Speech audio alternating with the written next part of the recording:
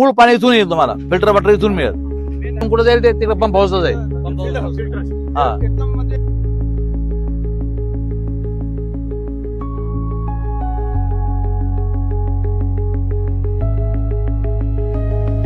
आज आपण आलेलो आहोत अंबड येथील फिल्टर बेड ज्याला आपण म्हणतो तिथं.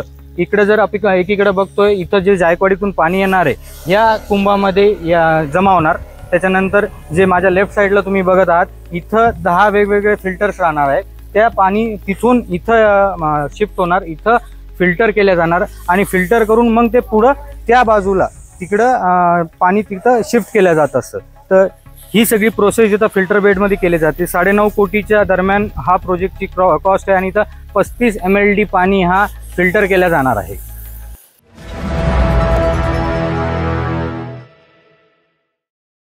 नमस्कार मित्रांनो, निवडणुकीमध्ये अर्जुनराव खोतकर यांनी जे वचन दिलं होतं की जालनेकरांना दर दिवशी किंवा दर दिवसाआड तरी मी पाणी दिवाळीपर्यंत देईल, त्याच्यासाठी अंबड येथे फिल्टर बेडची निर्मिती सुरू आहे. तिचं जलशुद्धीकरण केंद्रामध्ये काम प्रगतीपथावर आहे. जवळपास 35 MLD पाणी आता अधिकचं वाढणार असून जालन्याला दररोज पाणी मिळण्याची शक्यता बळावली आहे. भाऊ, मला सांगा, जे इथं काम सुरू आहे त्याच्याबद्दल नेमकी काय प्रोग्रेस सुरू आहे सध्या? मी खूप आनंदी आणि खुश आहे की पाण्यासाठी जालना बदनाम झालं होतं राज्यात आणि राज्याच्या बाहेर सुद्धा.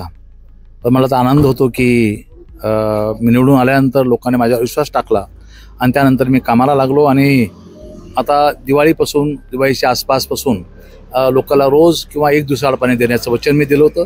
ते वचन पूर्ततेकडे आम्ही या ठिकाणी चाललेलो आहे. तुम्ही स्वतः बघितलं की काम किती झालेलं आहे.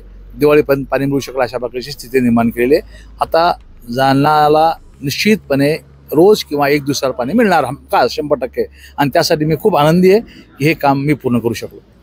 जालन्यात आपण वेळोवेळी पाण्यात भेटतं की वेगवेगळ्या ठिकाणी पाण्याचं लिकेज असे पाईपलाईन फुटतात, त्याच्यासाठी काय नियोजन सुरू आहे? त्यासाठी मी नियोजन केलेलं आहे, परंतु ते पुढच्या पत्रकार परिषदेत तुम्हाला मी सांगेल. खूप मोठं नियोजन त्यासाठी केलेलं आहे, त्याची पत्रकार परिषद मी वेगळी घेणार आहे. सध्या जे पाण्याची टंचाई जालना शहरामध्ये उद्भवते त्याच्यासाठी आपल्याकडून काय उपाययोजना करण्यात येत आहेत?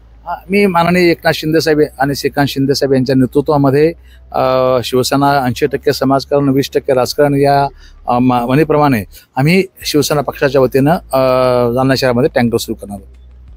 कालच आपल्याला धमकी आली होती, अभिमन्यू खोतकर यांना देखील धमकी आली आहे इंस्टाग्रामवरून. त्याच्यामध्ये पुढं कोणी आरोपी अटक करण्यात आले आहे का? तुमची काय प्रतिक्रिया राहणार या गोष्टींबद्दल? नाही, अशा गिधाड धमकीला आम्ही भेट नाहीत. आम्ही घाबरणार लोक नाहीत. घाबरणार लोक असतो तर आता मी इथपर्यंत आलो असतो का? आणि ज्यांनी कोणी हे दिले असेल ना, निश्चितपणे त्या सर्वाला कायद्याच्या चौकटीत नीट करू त्या सर्वांना, आणि आम्ही आमचं काम सुरू ठेवणार आहेत. मी अलीकडच्या कालखंडामध्ये सट्ट्यावाले, मटक्यावाले, IPL वाले, जमिनीवाले या सर्व लोकांचे घोटाळे बाहेर काढले आणि कदाचित त्यात पोटदुखीतून काही लोकांनी केलं असेल, परंतु त्यांच्या हा गैरसमज धमकीने मी थांबेल, अजून जोराने काम करणार आहे. याच्या मागे नेमका आका कोण असू शकतो? या सगळं करण्यामागे तुम्हाला काय वाटतं? ते पोलीसवाले शोधतील, सर्व कोण असेल त्याला पोलीसवाले निश्चितपणे नीट करतील. नाही केलं तर मग आमचे कार्यकर्ते नीट करतील. शेवटचा प्रश्न, निवडणूक 23 नोव्हेंबरला आपण निवडून आला, त्याच्यानंतर अद्यापपर्यंत आपण एकही सुट्टी घेतली नाही. हा कामाचा जोश हा कुठून येतोय नेमका? आता देशाचे पंतप्रधान 1 दिवस सुट्टी घेत नाहीत. आमचे नेते माननीय एकनाथ शिंदेसाहेब 1 दिवस सुट्टी घेत नाहीत. त्यामुळं त्यांच्यापासून प्रेरणा मिळते. अजून 1 दिवस काय, 1 क्षण आम्ही शांत नाहीत. खूप खूप धन्यवाद.